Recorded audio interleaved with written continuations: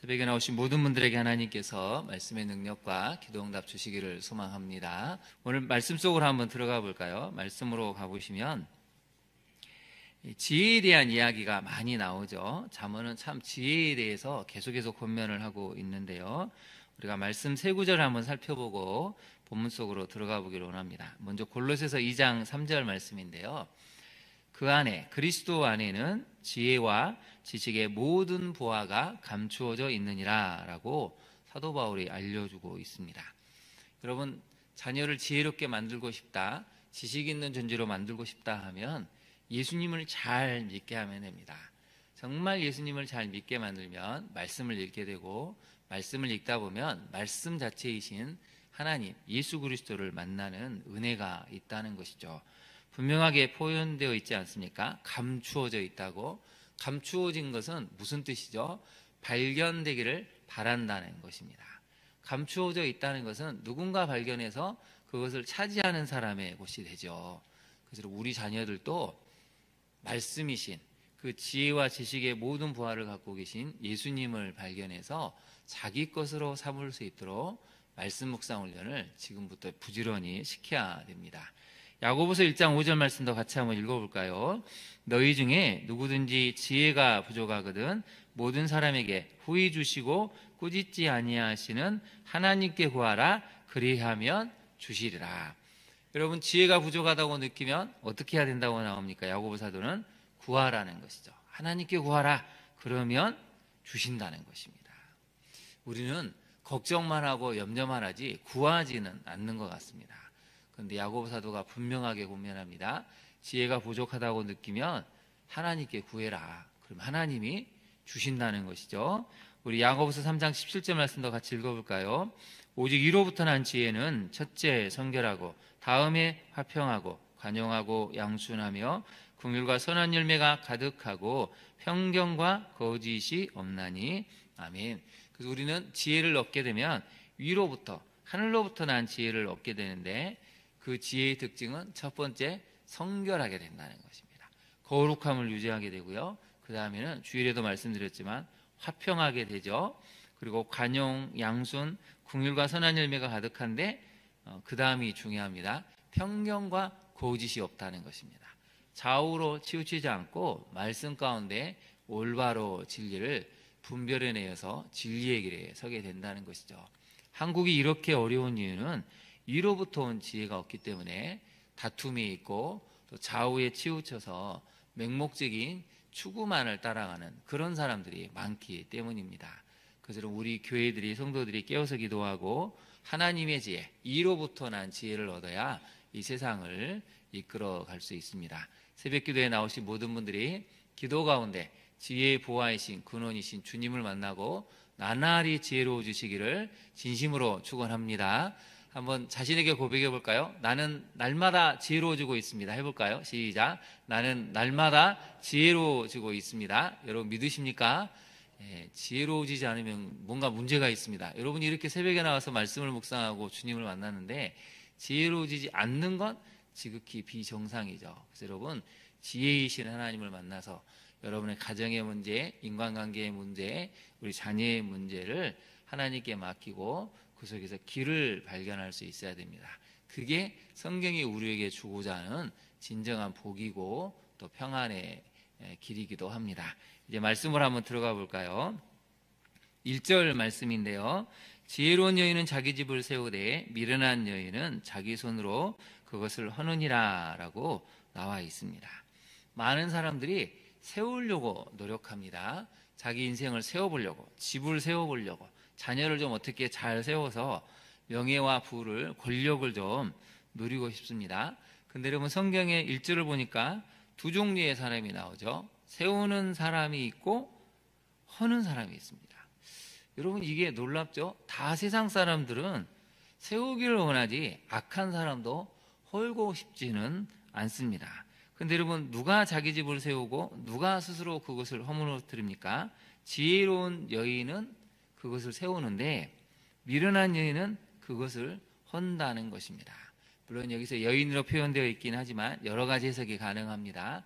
여기서 말하는 여인은 지혜 그 자체이기도 하고 실제로 지혜로운 여인, 미련한 여인을 뜻하기도 하고 보편적인 사람을 뜻하기도 하고 또 은유적으로 보면 지혜 자체이신 예수님을 비유하기도 하는데 구약시대로 딱 놓고 봤을 때는 지혜로운 여인 또 지혜를 갖고 있는 사람들에 대한 거기에 대한 이야기라고 보시면 되겠습니다. 그래서 여러분 첫 번째 메시지를 한번 살펴볼까요?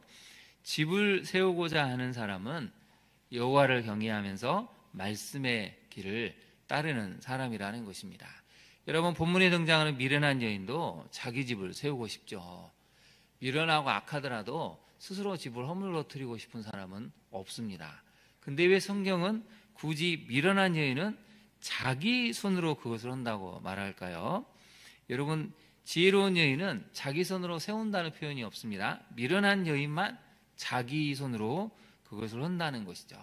그러면 여러분 지혜로운 여인은 무엇으로 집을 세우는 것입니까? 바로 하나님의 말씀으로. 여호와를 경외하는 가운데 하나님의 말씀으로 자기 집을 세우기 때문에 자기라는 말이 등장하지 않습니다. 근데 미련한 여인은 자기가 중심이죠. 내가 계획하고 내가 생각하고 이게 옳은 길일 거야, 성공의 길일 거야, 부의 길일 거야, 권력의 길이겠지 하고 자기 손으로 그것을 세워가는데 마지막 때 어떻게 됩니까? 다 허물어진다는 것입니다.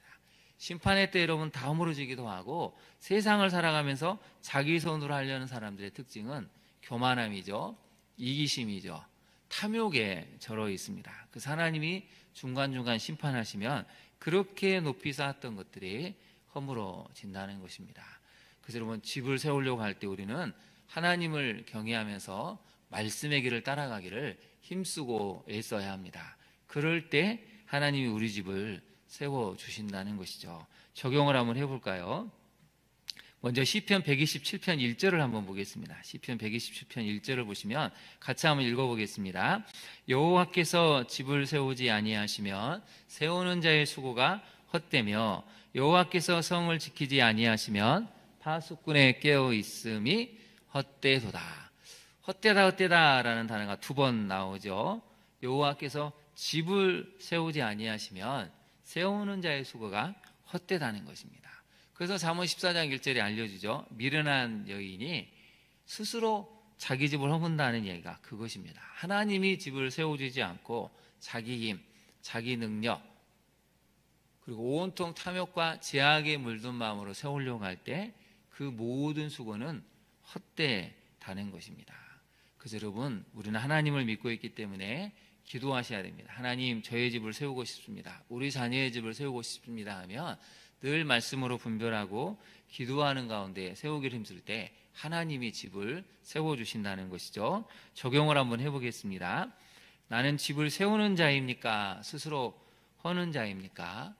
아마 새벽에 나오신 분들은 허는 자이기는 어렵죠. 근데 세상에 많은 사람들이 스스로 헐어가는 것을 많이 보게 되죠. 하나님께서 집을 세우시도록 하나님의 주권을 인정하고 매사에 그분의 뜻을 인정하며 나가고 있습니까? 집을 잘 세우려면 매사에 하나님의 뜻을 물어봐야 됩니다.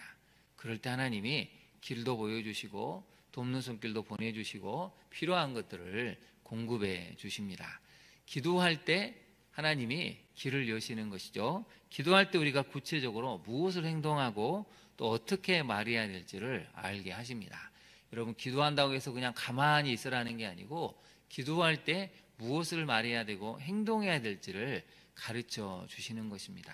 그래서 여러분 늘 기도 가운데 말씀을 묵상하는 가운데 하나님이 우리 집을 어떻게 세우기를 원하시는지 그 길을 묻는다면 하나님이 보여주시고 여러분의 집을 튼튼히 하실 것입니다.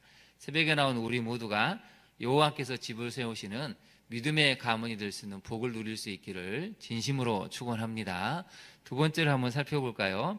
하나님을 경외하지 않는 자는 죄를 하찮게 여기고 결국은 사망의 길을 선택하는 미련한 자입니다. 여러분 하나님을 경외하지 않는 자는 성경은 딱 잘라서 말하는데요. 미련한 자라고 이야기를 합니다. 7절을 한번 볼까요? 너는 미련한 자의 앞을 떠나라. 그 입술에 무엇이 있음을 보지 못했다고 나옵니까? 네, 지식이 있음을 보지 못한다. 여러분 미련한 자라고 해서 지식이 없을까요? 미련한 자 중에도 대단한 학식이 있고 공부를 많이 해서 좀 세상적으로 따라가기 어려운 그런 놀라운 학문적 성취를 이룬 사람도 많습니다. 미련한 자들 중에도 돈을 그렇게 잘 버는 그냥 그 길이 보인다고 하는 사람들도 많이 있습니다. 믿는 사람들처럼 따라가기 어려울 만큼의 대단한 어떤 것들이 있는데 여기서 말하는 것은 한 가지입니다. 여호와를 경외하는 것이 지혜의 지식의 근본이라고 잠언은 알려주고 있죠. 그것이 없다는 것입니다. 그래서 하나님은 미련한 자 앞에 있지 말라는 것이죠. 아무리 세상적으로 말해도 마지막 영혼의 세계에는 그 사람들이 들어가지 못한다면 그 지식은 다 허무하다는 것입니다. 그래서 여러분 9절을 한번 보실까요? 미련한 자가 여러 번 나오는데요. 9절을 한번 같이 읽어보겠습니다. 미련한 자는 죄를 심상히 여겨도 정직한 자 중에는 은혜가 있느니라. 심상히라는 단어가 나옵니다. 죄를 하찮게 여긴다는 것입니다. 죄를 지어도 뭐 이 정도는 괜찮지, 이 정도는 뭐 누구나 다 짓는 것인데 이 정도는 아무것도 아니야. 그래서 죄 자체에 대해서 그렇게 크게 뭐 아파하거나 내 죄 때문에 다른 사람이 힘들어해도 별로 거기에 대해서 신경 쓰지 않는 것을 심상히 여긴다는 것입니다. 여러분 이 시대가 그래서 문제입니다. 청문회 때 나오는 그렇게 대단하게 공부한 사람들, 또 지금 여러 가지 계엄 이후로 많은 지도자들의 행태를 보면 여러분 무엇이 느껴집니까? 죄를 죄로 여기지 않는다는 것이죠. 아니 내가 그럴 수도 있지, 뭐 권력을 가졌으면 이 정도는 해도 되는 거 아니야? 이 죄를 심상히 여기니까 비슷한 사람들끼리 또 모여서 악한 집단학이 발생을 하는 것입니다. 여러분 이런 사회가 되면은 이게 통제불능의 사회가 됩니다. 자라는 세대가 무엇을 배울까요? 아무리 악하고 교만하고 아나무인이어도 힘만 가지면 사람들이 꼼짝을 못하네? 그러면 나도 저런 사람이 돼야겠다를 무언으로 가르쳐버리는 것입니다. 죄를 심상히 여기지 않는 사회가 바로 그런 사회가 된다는 것입니다. 하나님이 원하시는 사회는 무엇입니까? 죄를 가슴 아파하고 회개할 줄 알고 우리 다음 세대에게까지 이 죄의 영향력이 흘러갈까 봐 그것을 애통해하면서 회개하는 그런 사회를 하나님이 원하시죠.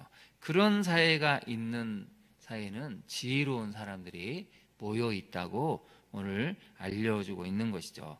그래서 여러분 미련한 자들은 어디로 가냐면 12절을 한번 보겠습니다. 12절을 같이 읽어볼까요?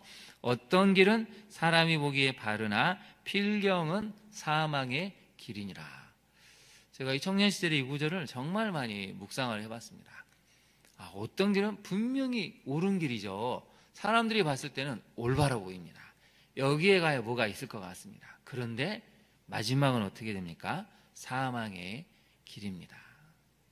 그게 타종교를 믿는 사람들한테 해당이 될 수도 있고 세상의 모든 것들, 세상의 지혜와 지식을 추구하는 사람들일 수도 있고 정말 이게 모든 넓은 길로 가니까 여기가 맞아 라고 생각하는 그 길이 마침내는 사망의 길일 수 있다는 것입니다.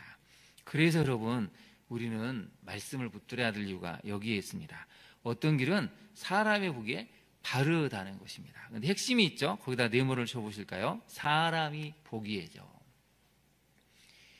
우리가 열왕기상하 역대상하를 공부했을 때 많이 봤던 구절이 뭡니까? 여호와 보시기에 이 왕은 정직하게 행했다라고 하죠. 근데 오늘 본문은 반대로 나옵니다. 사람이 보기에 이 길은 바르게 보이는데 결론은 뭡니까? 사망의 길이었다는 것입니다. 그래서 우리 자녀들에게 예수 그리스도를 가르쳐야 될 이유가 여기 있습니다. 우리 자녀들이 좌우를 분별하는 말씀의 지혜를 갖지 않으면 이게 다 가는 길이고 이게 넓은 길이고 이게 부와 명예를 주는 길인데 나중에 보니까 사망의 길인 것을 뒤늦게 깨달을 때는 너무나 많은 것을 잃어버릴 수 있다는 것이죠. 여러분 적용을 한번 해볼까요? 하나님을 경외하기에 죄에 대해 민감하게 반응하고 회개합니까? 우리가 하나님을 알아가면 알아갈수록 죄에 대해서 민감하게 알게 되고 그 죄에 대해서 애통하게 되고 회개하게 되는 것입니다. 그런데 여러분 사람이 보기에 바른 길은 뭐냐면 탐심과 욕망의 눈이 멀 때 사망의 길을 걸어갈 수가 있습니다. 탐심과 욕망의 눈이 멀어서 혹시 우리도 사망의 길을 걸어가고 있지는 않습니까? 이 시대가 미혹되는 영이 너무 많아서 자꾸 영안을 흐리게 만듭니다.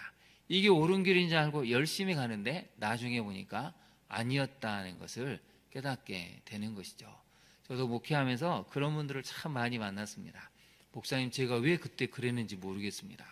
뭔가 홀린 것 같이 자기도 모르게 그런 선택을 하고 그런 결정을 했고 나중에 그것 때문에 여러 사람이 힘들었는데 그때는 주변에서 뭐라고 얘기해도 안 들어왔다는 것이죠. 근데 몇 년 지나니까 뒤늦게서야 제가 왜 그랬을까요? 후회가 되고 회개하게 됐다는 얘기를 많이 듣게 됩니다.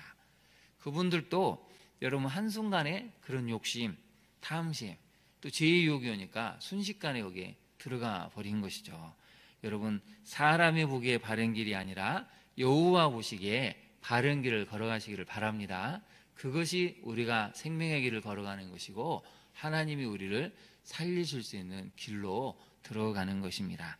오늘의 말씀을 잘 기억하시고 미련한 자가 아닌 오늘 하루도 지혜로운 자로 살아서 생명의 길로 걸어가시고 많은 사람들을 그 길로 안내해 주실 수 있는 우리 성도님들 되시기를 진심으로 축원합니다. 기도하겠습니다. 하나님, 우리는 집을 세우기 위해서 그렇게 많이 노력을 합니다. 그러나 사람이 세우는 것이 아니고 하나님께서 집을 세우시기를 원합니다. 하나님이 집을 세우실 수 있도록 늘 깨어서 기도하고 말씀으로 인도함을 받아 또 우리가 해야 될 부분에 대해서는 지혜롭게 최선을 다해 행동하여 하나님이 원하시는 우리 가정, 가문을 세워갈 수 있도록 주님 도와주옵소서. 무엇보다도 하나님, 우리가 미련한 자가 아닌 지혜로운 자가 되어서 사람이 보기에 바른 길이 아니라 우리 주님이 보시기에 옳은 생명의 길을 걸어갈 수 있도록 오늘 하루도 지혜롭게 분별하여 또 생명의 길을 걸어가며 좁은 길로 걸어가며 많은 사람들을 그 길로 안내해 갈 수 있는 믿음의 사람으로 살아가게 하여 주옵소서. 예수님 이름으로 기도합니다. 아멘. 하늘에 계신 우리 아버지의 이름을 거룩하게 하시며 아버지의 나라가 오게 하시며 아버지의 뜻이 하늘에서와 같이 땅에서도 이루어지게 하소서.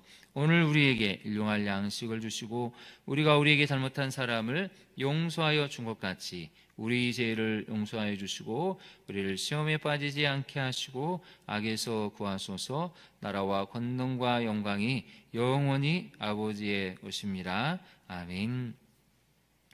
우리 시간 함께 기도하겠습니다. 하나님, 내가 하나님의 은혜를 가지고 말씀을 가지고 기도 가운데 집을 세우게 해달라고 여러분 기도하시기를 원합니다. 여러분 가정에 무너진 영역이 있다면 하나님 다시 세울 수 있도록 하나님 은혜를 달라고, 또 여러분의 자녀 가정에 무너진 영역이 있다면 하나님 다시 세울 수 있도록 은총을 달라고 여러분 자신과 자녀를 위해서 기도하시기를 원합니다. 또한 하나님을 경외하지 않는 자가 미련한 자라고 했습니다. 좌우를 분별하고 지혜를 갖춰서 하나님, 우리가 생명의 길을 선택할 수 있는 지혜 있는 자로, 또 지혜를 볼 때마다 가슴 아파하고 애통할 수 있는 우리가 될 수 있도록, 또 지금 계엄 이후에 계속 나라가 어려워지고 있습니다. 경제적인 어려움, 또 백성들의 이 내면의 어려움들이 많이 생겼는데요. 권력을 가진 이들이 자신들이 무엇을 잘못하고 있는지 철저하게 회개하고 하나님의 긍휼함을 얻고 심판이 아닌 구원의 길로 나아갈 수 있도록 주님 이 땅의 권력자들을 위해서, 또 나라가 속히 안정될 수 있도록 우리 대한민국을 위해서 기도해 주시기 바랍니다. 또 마지막으로 인천으로 오고 가는 모든 우리 교육자들, 또 장로님과 성도들이 안전하게 잘 다녀올 수 있도록 기도를 부탁드립니다. 우리 같이 주님의 이름을 부른 다음에 기도하도록 하겠습니다. 주여